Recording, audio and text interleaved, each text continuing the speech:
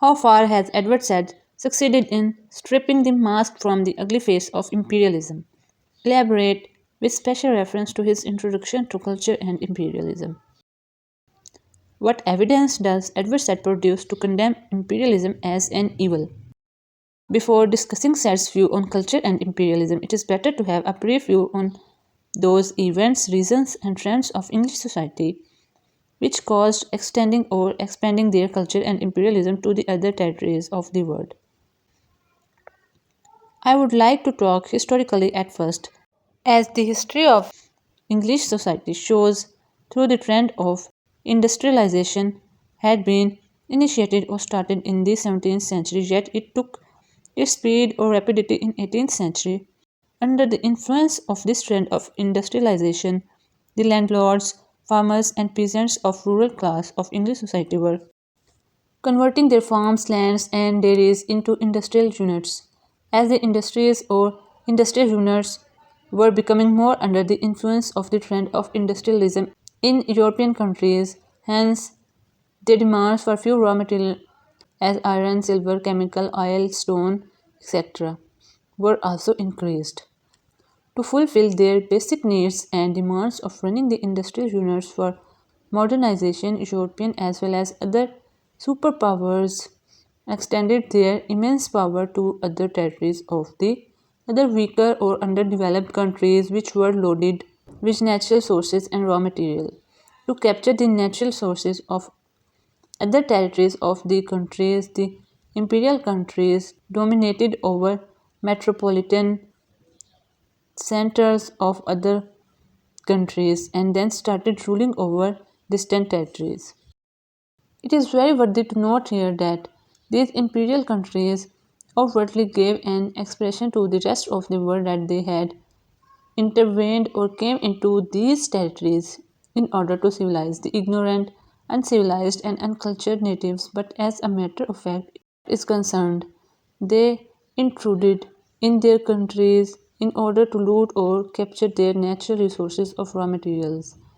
That's why Seth says rightly that this immense power, which concentrated in Britain and France as a result of industrialization, were more formidable than the power of Rome, Spain, Baghdad, or Constantinople in the past.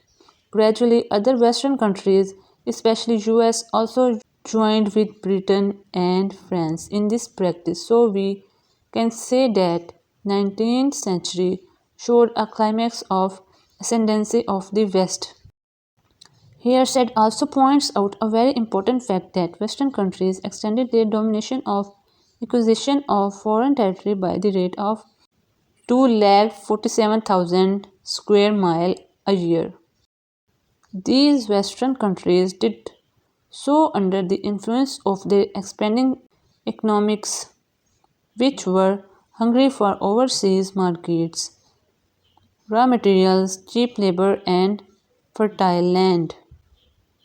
This practice increased more after the emergence of the North American territory. Now, these allied countries captured distant lands of the Philippines, the Caribbean, Central America, Barbary coastal parts of Europe and the Middle East, Vietnam and Korea, said rightly says in the regard. The US was forward as an empire that would expand its population and territory and increase in power. Subcontinent was also dominated and ruled by Englishmen, as the history of subcontinent itself shows that Englishmen invaded over subcontinent through trade and business and ultimately captured the whole territory. As this territory was enriched or loaded with mineral and natural sources, it fulfilled the demands and needs of raw material for the industrial units of the Western countries for a long time. Here we can quote from Twilight in Delhi. Said Hassan depends in this novel. What a pity, our people used to sit on the floor.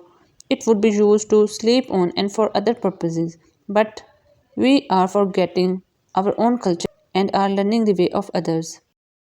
Good says in the heart of darkness, my ivory, my intended, my station, my river, my There was a time when Romans also exploited or looted the territories of other countries, but the exploitation of the rights of the natives of dominated territories by the imperialism of French and the British was different in this nature.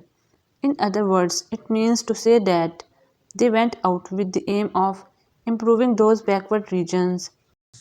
As Good says, I have come here on a heavenly mission to civilize the people. It was their outward, feigned declaration which history had itself shown the falsity of that flattering notion. They were more interested in exploiting and looting their rights as well as raw materials than civilizing them. To prove this fact, Seth gives reference of Heart of Darkness by Conrad, in which Conrad has openly and breathlessly exposed the violation, exploitation, and cruelty of the Englishmen on the people of Congo in Africa. Another writer named as Frantz Fanon also openly says in this regard in the following words: colonialism and imperialism have not paid their dues when they withdraw their flags and their police forces from our territories. For centuries, the foreign colonists have behaved in the underdeveloped world like nothing more than criminals. The literature of this time only exhibits the voice of imperialism because whatever the writers and critics felt in that period portrayed through their literary composition and works. Edward Said rightly says in this connection.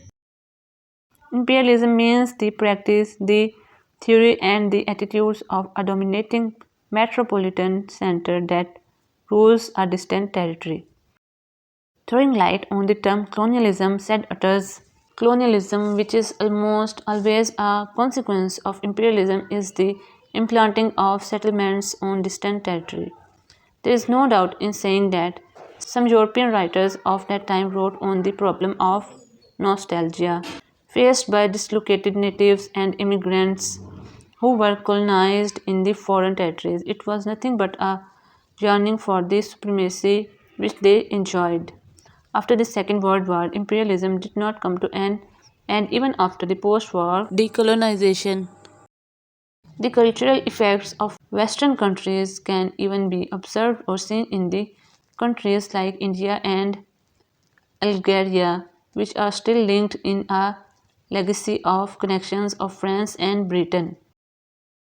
The ending of the Second World War heralded the message of freedom and liberty from the foreign imperial rulers, and as a result, many colonized territories were decolonized. Yet the influence of the cultural rights and customs were very much dominant on the ways of life of subjugated people of dominated and occupied territories by Western rulers.